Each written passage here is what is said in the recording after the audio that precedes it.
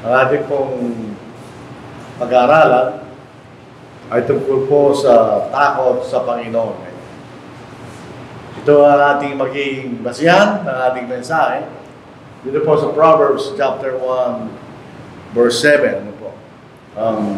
Takot sa Panginoon. The fear of the Lord is the beginning of knowledge, but fools despise wisdom and instruction. Ito po ay isang magka-opposite na pangungusap. Ang sabi ni Solomon, ang takot sa Panginoon ay ang simula ng kaalaman. So, minsan makikita natin, napakahalaga na mayroon tayong takot sa Panginoon. Majority ng mga tao, bagamat sinasabi nila, takot sila sa Panginoon, pero in effect, hindi sila takot. Hindi sila takot sa Panginoon. Kapag tayo may takot sa Panginoon, hindi natin gagawin ng mga bagay na hindi gusto ng Panginoon. May takot tayo sa Panginoon. Ang malungkot na katotohanan sa ating sa mundong ito, mahorya ng mga tao, majority ng mga tao, hindi sila sumusunod sa Panginoon.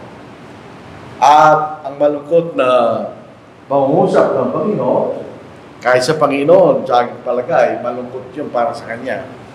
Pero dahil sa Diyos, at nalalaman niya mga bagay na mangyayari.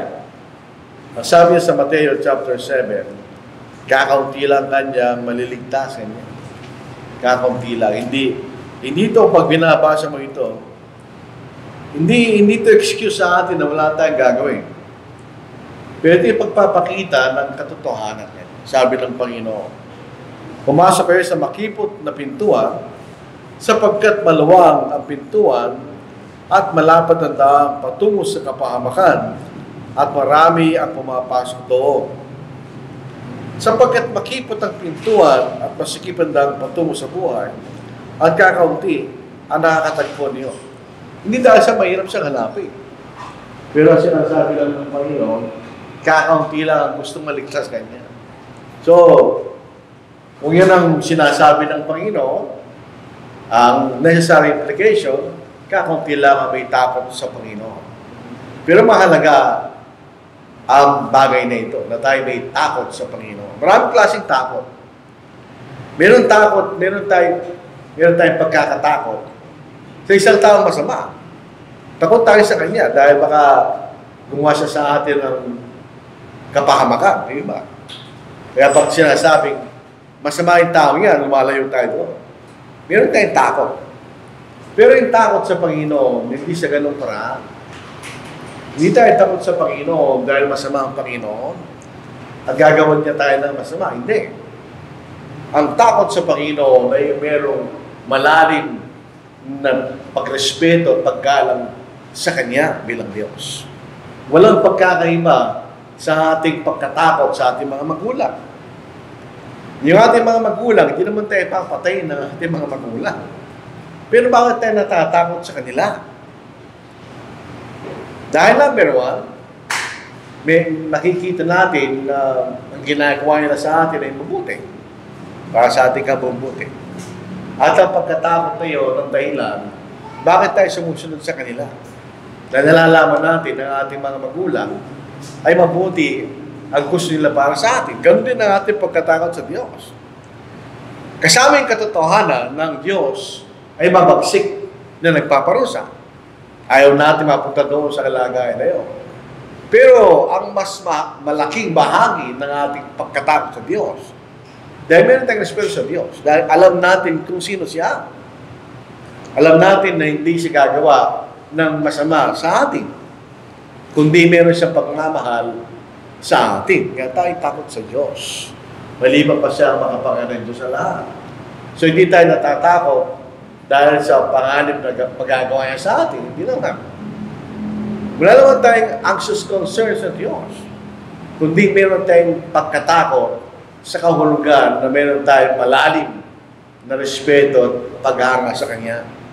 Kaya tayo natatakot at sumusunod sa Diyos. Kaya lang, yung mga tao, hindi sila ganon. Wala siyang tinatawag na reverential fear. Hindi sila takot sa Diyos. Katotohanan, wala silang paggarap sa Diyos at wala rin silang takot kung ano magagawa sa kanilang Diyos pag pinarusahan sila. So bakit tayo mayroong ganong klaseng pagkatakot sa Diyos? Dahil alam natin kung sino siya. Kaya mga magulang natin, natatakot tayo sa Kanya dahil alam natin kung sino sila. Hindi naman sila masamang tao sa atin. So, kilala rin natin kung sino ang Diyos. Kapag hindi tayo natatakot sa Diyos, ay dahil hindi natin siya kilala. Meron tayong konsepto na hindi tama. Katulad ng mga saksi ni Jehovah, naniniwala sila ng Diyos ay wala rin siyang kakayahan na magparusa. Mali yun. Ang Diyos may kakayahan magparusa. Sa mga saksi, walang ganong klaseng kaisupa. May mga tao na tawag sa kanila ay universalist. Naniniwala sila na maliligtas ang lahat ng mga tao. O hindi nila kilala ang Diyos. Kung gano'n na kailang paniniwala sa kaligtasan, bakit sila matatakot sa Diyos? Wala naman palang kaparusahan, sabi nila. So, kilala natin kung sinang Diyos. Dito sa Revelation chapter 22, verse 13, I am the Alpha and the Omega, the beginning and the end, the first and the last. Ang Diyos ang simula ng lahat. Ang Diyos walang simula. Ando na siya kaagad. Wala siya simula. Siya lamang ang gano'n. Ang Ama, Anak at Espiritu Santo, sila lamang gano'n. Sila nagkakaisang Diyos eh. Sila ang simula ng lahat ng mga bagay. Siya ang lumalang ng lahat ng mga bagay. At siya rin ang pinanggagalingan ng lahat ng mga bagay. Siya rin ang dahilan bakit umiiral ang lahat ng mga bagay, ang Diyos. Siya ang gumawa sa atin. Ganyan. Doon sa Genesis chapter 1 verse 1, maniwala po yun. Nilalang ng Diyos ang langit at ang lupa. Ganyan. Nilalang niya lahat ng mga bagay. So, siyang simula. Ganyan. Kasi natin, siyang simula. Siya rin ang katapusan. In other words, siyang dahilan ba't nandito tayo. Bakit? Alam po ninyo, pag binasa natin Genesis chapter 1, chapter 2, nakikita natin ang dakilang pagmamahal ng Diyos sa tao. Dahil inihanda muna niya ang lahat ng mga bagay na kailangan ng tao bago niya nilalang ang tao. Hindi kaagad tao nilalang niya eh. Nilalang muna niya yung mga kailangan niya para sa mabuhay sa mundo. So doon ang pagmamahal niya. Inihanda niya mabuti kanya. At ang lahat ng mga bagay na ginawa niya ay mabuti para sa tao. At siya rin ang katapusan ng lahat ng mga bagay. So yun ang makikita natin sa Diyos. Totoo, siyang lumalang at siya rin ang may karapatan at kapangyarihan na magwakas ng lahat ng mga bagay. Ganyan. Kaya kung makikita mo na gano'n ng Diyos, pati ka matatakot. Siya meron siyang kakayang tapusin niya lahat ng mga bagay. Hindi dahil siya masama. Pero yan ang kanyang layunin. Pagka hindi na niya kailangan ang mga bagay na nilalang niya dahil dadali na tayo sa langit at sa impyan ng iba, sisirain na niya ang lahat ng mga bagay. Dito sa 2 Peter chapter 3 verse 10. Ngunit darating ang araw ng Panginoon na gaya ng isang magnanakaw at ang kalangitan ay maglalaho kasabay ng malakas na ingay at ang mga sangkap ay matutupok sa apoy at ang lupa at ang mga gamang naroon ay masusunog ganyan. So lahat ng mga bagay na nilalang ng Diyos, pagdating ng araw, siya rin ang magtatapos kanya. So meron siyang kapangyarihan na walang hindi katulad ng iba. Wala tayong matatagpuan na gano'n. Alam din po natin siya'y mabuti. Hindi siya masama. Walang kasamaan sa Diyos. God is good. Ito po isang bagay na nagbibigay sa atin ng kapanatagan dahil kung magtitiwala tayo sa Diyos, hindi ko mapapahamak. Bakit? Sapagkat siya mabuti. Wala siyang gagawang masama sa atin. May mga tao, sabi niya, huwag ka magpasa ng Biblia niya. Masisira ang ulo mo. Hindi ka masisira ang ulo mo. Nandito lahat ng mabuting bagay na gustong ipahayag sa atin ng Diyos. Dito po sa Matthew 19 verse 17, yung binasa kanina ng kapatid, na isang mayamang binata, nagtanong sa Panginoon. Ang sabi niya, so he said to him, good ka niya, good teacher ka niya. And so he said to him, why do you call me good? Bakit mo tinatay na mabuti? No one is good but one, that is God. Ito isang subtle na pagsabi ng Panginoon na si Diyos. Kung tinatago ko mabuti kanya, wala namang ibang mabuti kundi isang Diyos lang kanya. But if you want to enter into life, keep the commandments. So ang Diyos ay mabuti. Hindi siya masama. Kapag ka alam natin ang tao ay masama, ay bakit lalayuan mo yung tao yun? O anumang bagay na alam mo magpapahamak sa'yo. Pero ang Diyos ay mabuti. Mabuti. Lahat ng nilalang ng Diyos para sa tao ay mabuti para sa tao. Wala siyang nilalang na masama. Ang mga bagay nagiging masama, ang tao nagpapasama, hindi ang Diyos. Ang sama rin po ng kanyang paglalalang sa ina. So, Genesis chapter 1, 28 to 31, ang lahat ng mga bagay na nilalang ng Diyos ay mabuti kanya. Wala siyang nilalang ng masama. Ibasahin po natin para namin ito. Nahihipit. Ito po. Sila'y binasbasan ng Diyos. At sa kanila sinabi ng Diyos, kayo'y magkaroon ng mga anak at magpakarami.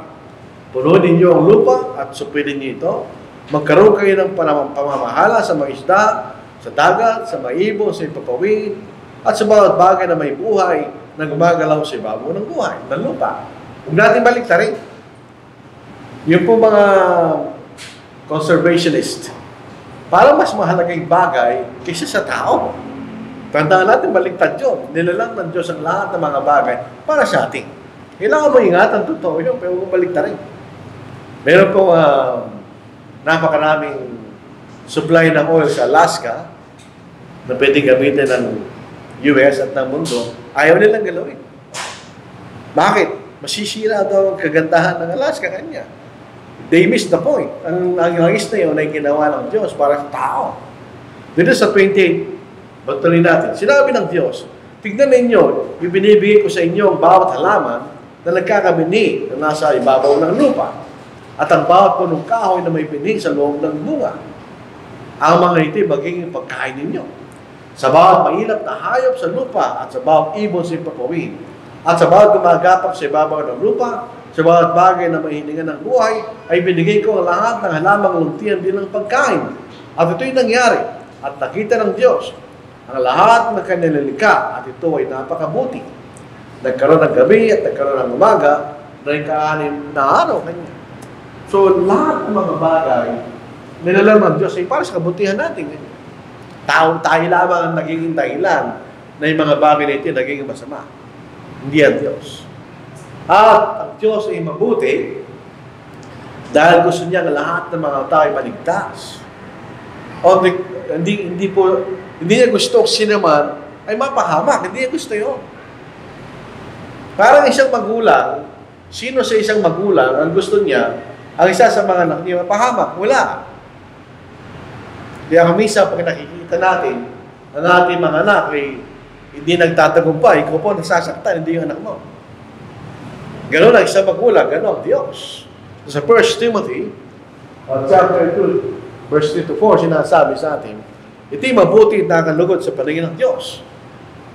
Sabi niya, na gusto niya lahat ng mga tayo maligtas at makaalam sa katotohanan. Yan ang gusto ng Diyos. Sa 2 Peter 3:9, hindi gusto ng Diyos ang sino mapahamak kanya. Ayaw ng Diyos ang sino may mapahamak, kundi na ating magsipagsisi kanya. So gusto niya tayong maligtas. Hindi siya masama. Kaya nagkakaroon tayo, dapat tayo magkaroon ng pagtatakot at paggalang sa Diyos. Dahil siya mabuti. Hindi siya masama. Hindi siya dapat layuan. Hindi natin dapat layuan ang kanyang salita. Kailangan na siyang paniwalaan. Dahil ang ginagawa ng Diyos ay para sa ating ikabubuti. Dahil ang Diyos ay mabuti. Walang masamang nagagaling sa Diyos. Hindi siya mahal magsinungaling. May sabi nila, ang Diyos, ito, omnipotent. Lahat yung magagawa niya, totoo yun. Pero meron siya hindi magagawa. Hindi siya pwede magsinungaling. Hindi siya pwedeng lumabag sa sarili niyang kautusan. Hindi siya pwedeng gawa ng masama. Yun ang Diyos. Ang salitang omnipotent. Yung salitang omni, Ginagamit lang po ito sa absolute na mga bagay. Omnipotent, ganyan. Sabihin, makapangyarihan sa lahat. Walang hangganan ang kanyang kapangyarihan. Ibig sabihin ng omnipotent. And I heard, as it were, the voice of a great multitude, as the sound of many waters, and as the sound of mighty thunderings. Walang tubig doon, walang ding kulog doon, wala. Parang ganun lang. Saying, Hallelujah, for the Lord God omnipotent reigns. Dapat tayong matakot. Bakit? Sapagkat ang Diyos ay may wala hanggang kapangyarihan. Yung presidente ng Pilipinas, takot tayo sa kanya. Pag lumabag tayo sa batas, ay makapangyarihan yun eh.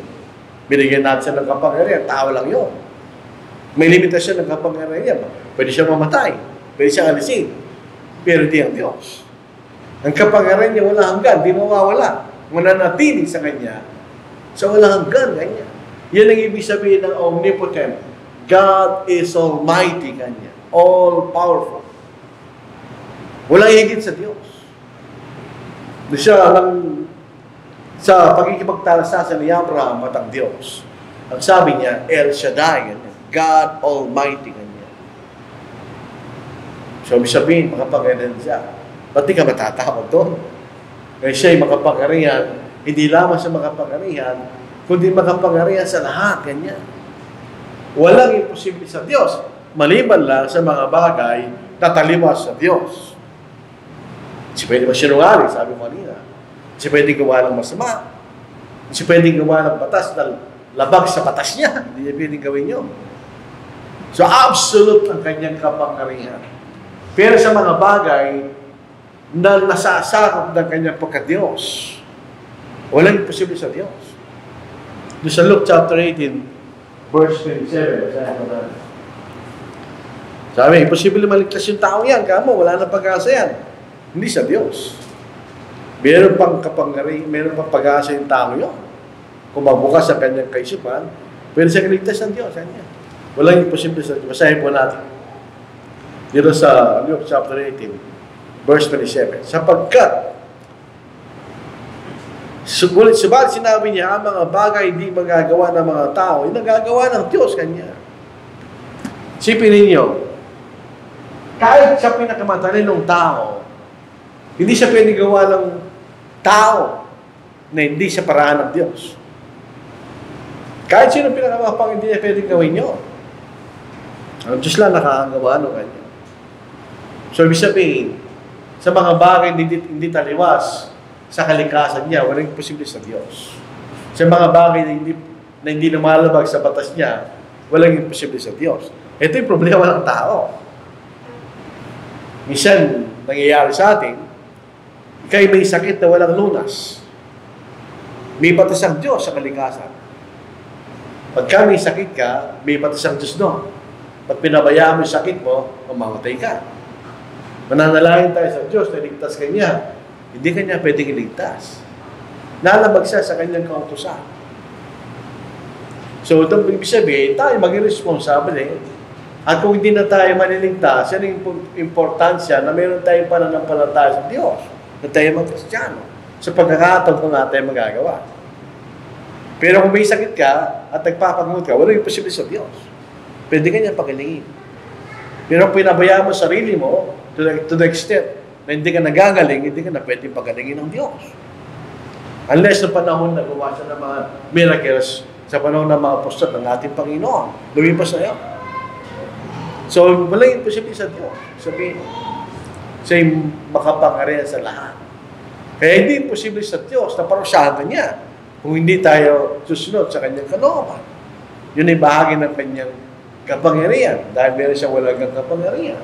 At makikita natin, ang Diyos ayaw ang gamitin sa ito pag-ibig. Ang pag-ibig ay mas mababaw kaysa sa pagmamahal. Tandaan natin yun. Ang root word ng dalawa ay magkaiba. Ang pag-ibig, ibig kaya, desire. Kaya malimit ginagamit lang sa pagitan ng babae at ng lalaki. Pag sinabi ng lalaki, iniibig kita, ang literal na ibig sabihin nun, I desire you kanya. Later on, pagka kayo mag-asawa na, hindi mo na ginagamit yun. Dapat gamitin mo, mahal kita ka mo.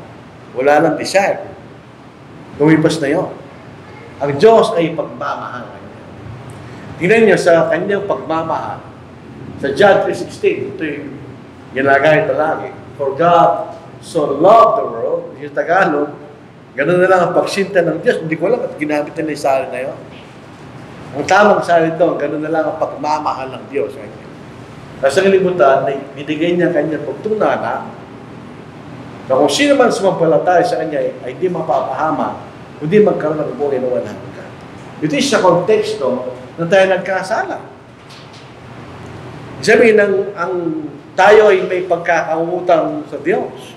Kung tutungusin, tayo gumawa ng kasalanan, dapat tayo ang gumawa ng paraan para sa ating kasalanan. Pero makikita natin, siya gumawa ng paraan para tayo maligtas. Sa isang kasalanan, wala siyang kaugnayan. Wala tayong makikita ng taong gano'n. Pag kayo nangutang sa isang mangungutang at di ka nagbayad, pupunta sa harap mo yung tao yan, sisingilin ka niya. Pero isang kaso, huwag na kayo magpangutang. May isang kaso, sinisingil niya yung umutang sa kanya, siya po nadimanda. Dinimanda siya nung may nangutang. Huwag na kayo magpangutang, delikado. Tayo umutang, siya nagbayad para sa atin. Saan natin makikita yung mga kapatid? Ibig sabihin, gano'n ang pagpapahalaga ng Diyos sa tao na nilalang niya. Na kahit alam niya na siya ay nagkasala, siya gawa ng paraan. So Romans 5:8, but God demonstrates His own love toward us in that while we were still sinners, Christ died for us. Ano yung pagkaiba ng pag-ibig at ang pagmamahal? Ang pag-ibig, may gusto ka. May magandang bagay doon sa tao yun, gusto mo. Sa pagmamahal, wala kang gusto. Gagawin mo lang yung mabuti para sa tao yun.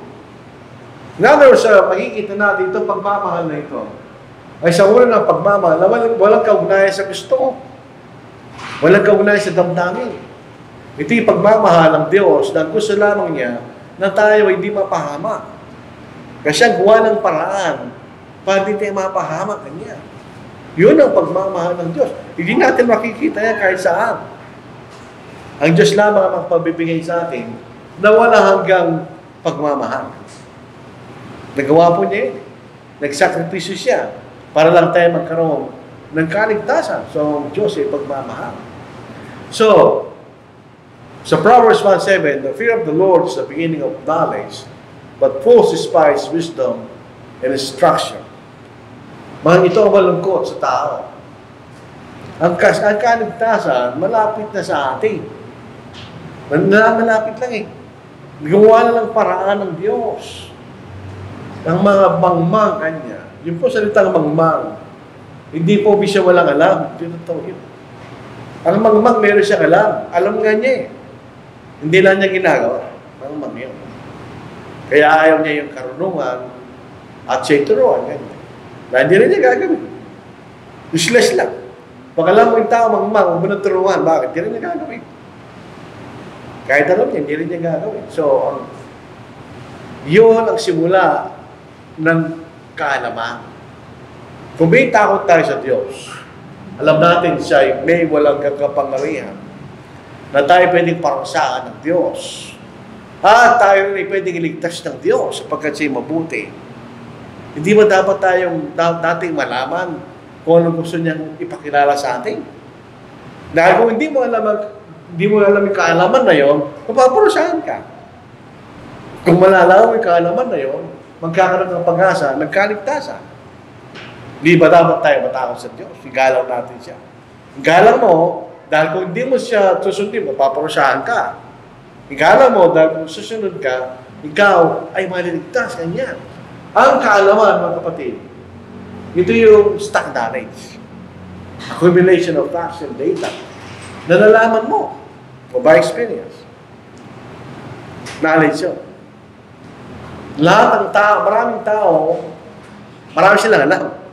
Pero pasilin natin, yung mangmang, hindi siya walang alam. Wala siyang tamang judgment or prudence. Alam niya yung mga bagay dapat niyang gawin, pero ayaw niyang gawin. Kumisa, naging ganun tayo, di ba? Sasabihin ng doktor sa'yo, ako magmukainin niya kasi bawal sa sakit mo.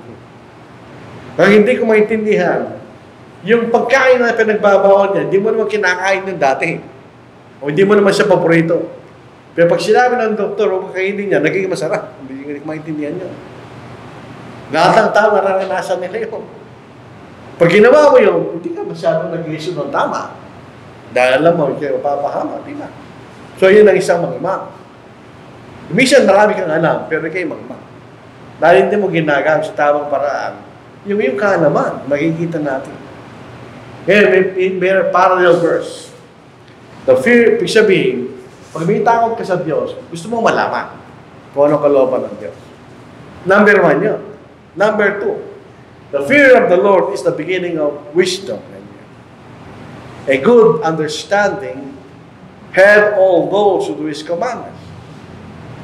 Iba yan. Yung knowledge, nalalaman mo ang utos niya. Alam mo ang utos niya. Alam mo ang kalooban niya, yun ang knowledge. Pero yung wisdom, iba yun. Ano yung wisdom na sinasabi sa atin? Yung wisdom, nagkagaling yan, sabi niya sa panahon. Pero ang wisdom, ang ibig sabihin, nalalaman na yung nawaan mo, yung nalalaman mo. At ginagawa mo sa tamang paraan. That's being wise. Kung halimbawa, may bagyo, siguro number 5, ganyan. Wala kang ginagawa. Kahit mahina yung bubong mo, hindi ka wise. Pagdating ng bagyo, wala ka ng bahay. Anong wise kung gagawin mo? Pero siya. Sabot ng mga kaya mo, di ba? Dahil alam mo yung bagyo, sisirain yung bahay mo. So, wisdom, yung nalalaman mo, nalalaman tama, naunawaan mo, tama yun, ginagawa mo ganyan. Ina-apply mo, yung nalalaman mo. Yun ang marunong. So, pagtatakot tayo sa Diyos, inuunawa natin yung kanyang kalooban at ginagawa natin. Ito si Ephesians 5:17, kung nagkakaman eh. O 5:18. 17. Nung sa lumang salin, huwag kayo maging mangmang kanya. Dito sa bagong salin, kaya't huwag kayo maging hangal kanya. Kundi unawaan niyo kung ano kalooban ng Panginoon. Tinan niyo kanya, unawain kanya. Kay Kristiyano kayo kanya, by necessary inference, dapat alam niyo kung ano kalooban ng Diyos. Kaya nyo kailangan niyo unawain kanya. Bakit? Pag hindi mo siya inunawa, hindi mo siya gagawin sa tamang paraan. Kaya, pag may takot tayo sa Diyos, nagsisimula na yung desire na maunawaan mo kanyang kalooban. Para magawa mo sila. At ikay maligtas kanya. Si Solomon, nasulat po sa Ecclesiastes, siya po ay matanda na nagsulat niya. Nalaman na niya lahat ng aspekto ng buhay. Siya lamang siguro yung tao na nagkaroon ng 1,000 asawa. Hindi ko alam paano niya ginawa yun. 1,000 asawa. Talagay ko, hindi man niya kilala about siya doon. Siya lamang ay isa hari sa Jerusalem, so siya'y makapangyarihan. Siya'y mayaman at siya'y marunong. Pero ang sabi niya, lahat ay walang kabuluhan, walang kabuluhan. Anong kabuluhan kanya? Sabi sa Ecclesiastes 12:13, pag may takot tayo sa Diyos, papasok yan sa iyong kaisipan. Let us hear the conclusion of the whole matter. Fear God, ganyan, and keep His commandments. Sabi niya. So kung may takot ka sa Diyos, at meron kang karunungan, ganyan, gagawin mo kanyang kautusan, ganyan. For this is man's all. Sa lahat ng salin na nakita ko, ito yung pinakatama. Pag sinabi mong man's all, ganyan, yan lang ang kabuluhan mo. Pag hindi mo ginawa yan, wala kang kabuluhan. Ganyan. Walang kabuluhan na naging buhay mo sa lupa. Kung hindi mo ginawa yan, hindi sinasabi ni Solomon. Kailangan tayong maniwala sa kanya. Bakit? Nakita na niya ang lahat ng buhay. Marunong siya, mayaman siya, makapangyarihan siya.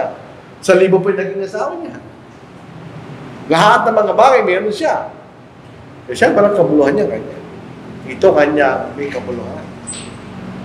Kung gagawin mo lang yan, sabi ni Solomon, kung may takot ko sa Diyos. So kung ganito, ibig sabihin na may takot sa Diyos, majority ng mga tao walang takot sa Diyos. Dahil hindi sila sumusunod sa kanyang kautusan. Tignan mo sa Deuteronomy chapter 10 verse 12. And now Israel, nakita lang Israel ang kapangyarihan ng Diyos. Nakita lang Israel ang kabutihan ng Diyos. What does the Lord your God require of you?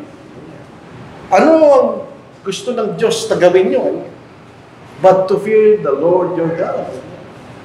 Na matakot kayo sa Panginoon Diyos. To walk in all His ways and to love Him, to serve the Lord your God with all your heart and all your soul. Nakita ninyo ang ginawa ng Diyos sa inyo. Sabi niyo sinasabi rito. Pinalaya ko sa ito ng kanyang makapangyarihan. Sa pamagitan ng kapangyarihan niya kanya. Binigay niya yung mga pangangailangan niya kanya. At bibigyan niya isang lupain na hindi ang pinagpaguran yan, sabi ni Moises. Ano ang inihihin ng Diyos sa inyo kanya? Kundi matakot kayo sa Panginoon Diyos. Lumakad kayo sa kanyang mga kautusan at siya'y mahalin ninyo, paglingkurin niyo ang Panginoon Diyos ng buong puso niyo at ng buong kaluluwa niyo kanya. Ano ibig sabihin ng dalawang ito? Buong puso niyo kanya, ng iyong buong kaisipan kanya. With all your soul, ng buong buhay niyo kanya. Yan ibig sabihin niya. Ilagak niyo yung kaisipan at ang buhay niyo sa Diyos. Sabi niya, fear the Lord your God. Kung yung makikita natin, yan ang isang bagay na dapat nating makita. Pag tayo po ay may takot sa Diyos, tayo maliligtas. At magkakaroon tayo ng buhay na walang hanggan. Yun ang totoo. Kasi kung may takot ka, malalaman mo ang kanyang kalooban, ikay magkakaroon ng karunungan na gawin mo ang kalooban niya, abay, ikay maliligtas. Walang duda yun. Tignan po natin.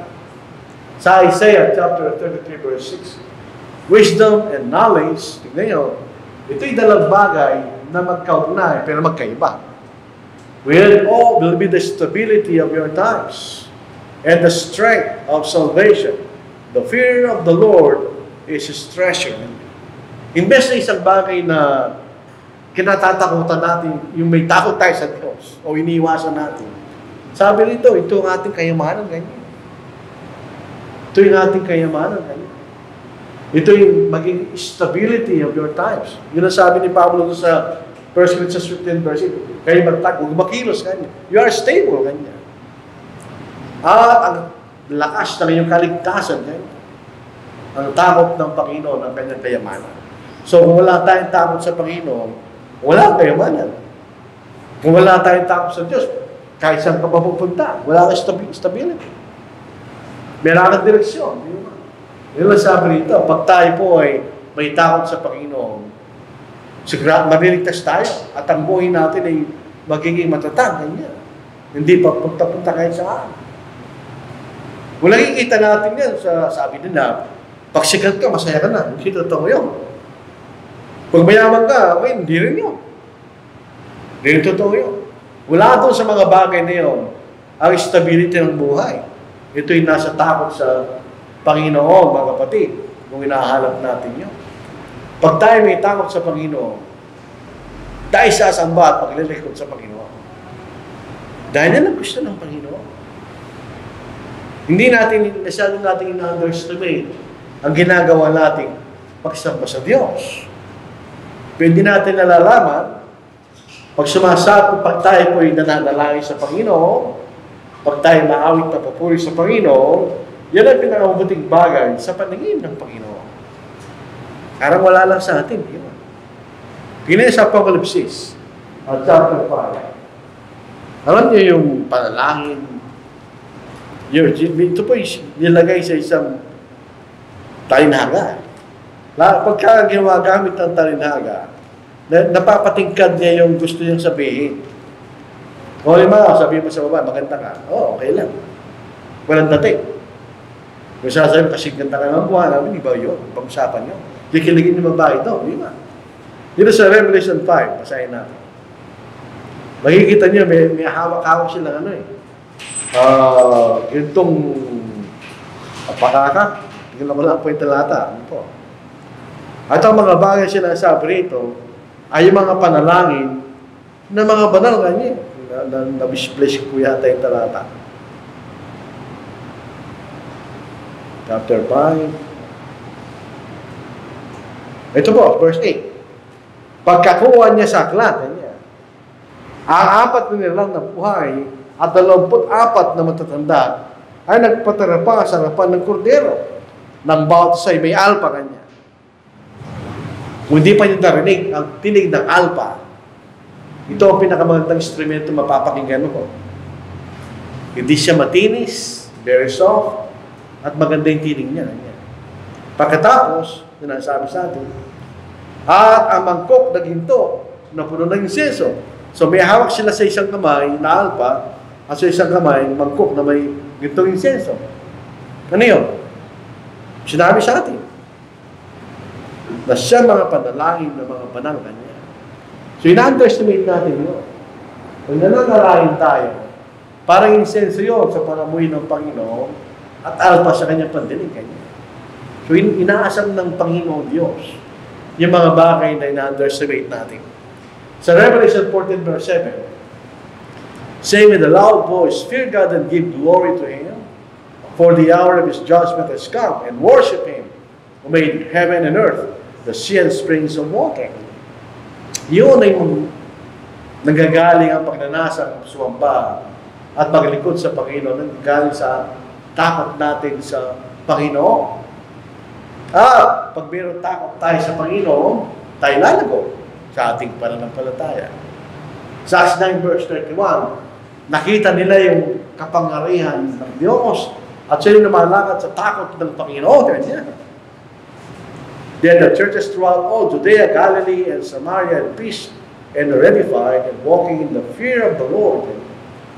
In the comfort of the Holy Spirit, they were multiplied. May takot tayo sa Panginoon. Magkakaroon tayo paglago sa ating pananampalataya. Question. Sabi ng Bisaya, pakutan na kanya. Sa Ilocano, sa Lungsod. Sa ating kutak, tanong. Why is it difficult to study Scripture? May nakausap kong matandaan sa tanong na kanya. Bakit kasi pagka nagsisimula na magbasa ng Biblia, bakit ako inaantok ninyo? Bakit mas mahirap sumpa sa Diyos? Halos nahihirapan tayong pumuntis magsamba. Bakit gano'n? Di pangalan ng Ebanghelyo, sumunod sa Diyos. Bakit mahirap gawin? Pero pag ibang bagay yan, madaling gawin. Pasilin nyo, pag ibang bagay yan, makikita mo, madaling gawin. Automatic, gagawin mo. Pagdating sa mga bagay, bakit mahirap gawin? Hindi mo dapat natin itanong ito. Pag nahihirapan natin gawin yan, isipin lang natin yan. Sa 2 Thessalonians 1:8, verse 1:8, verse 10, in flaming fire, and hindi lang fire, flaming, mainit, taking vengeance on those who do not know God. Hindi lang kinalap Diyos. And on those who do not obey the gospel of our Lord Jesus Christ. This shall be punished with everlasting destruction from the presence of the Lord. Hindi po ito, destruction ito, hindi sila mawawala. Sila maihiwalay sa Panginoon from the glory of His power when He comes in that day to be glorified in His saints and to be admired among all those who believe because our testimony among you was believed. Doon lang maniniwala yung mga hindi naniniwala na tama tayo, mali sila. Pagdating ng araw sila mapaparusahan at pagdating ng araw tayo mapaligtas. Kaya siyempre, uli ng lahat, yun. So mga kapatid, simple lang po ating mensahe. Kailangan natin ilagak sa ating kaisipan ang takot sa Panginoon. Dahil number one, kung wala tayong takot, hindi ka maliligtas. Pangalawa, definitely, hindi kayo mapaparusahan. Kakilakilabot na bagay ang mahulog sa kamay ng Diyos na buhay niya. Kung nagawa niya ang mga bagay na nakikita natin, nakamangha-mangha, Hanggang ngayon, di pa maintindihan ng mga tao. Imagine niyo yung kabaliktaran, no? Pag pinarusahan ka ng Diyos. Sabi nila, ilan ang galaxy, di pa nila alam kung anong bilang ng galaxy. Hindi nila alam kung anong bilang ng between. Ang between na binibilang mo, Milky Way lang yun. Binabang ibang mga galaxies na may mga between. Ilan ang mga between, di na mabilang. At di rin na maintindihan. Dahil ang karunungan ng Diyos. Imagine niyo yung kabaliktaran, no? Pag pinarusahan ka ng Diyos, na gano'n, di ba? So, imagine lang po natin yan kung gano'ng katindi ka parusahan na yan. So, ito po ang ating mensahe po sa mga pong ito. Muli nating tawagin si Brother Matthew para sa pagpapatuloy po ng ating natitirang bahagi ng ating pagsama. Maraming salamat, mga kapatid.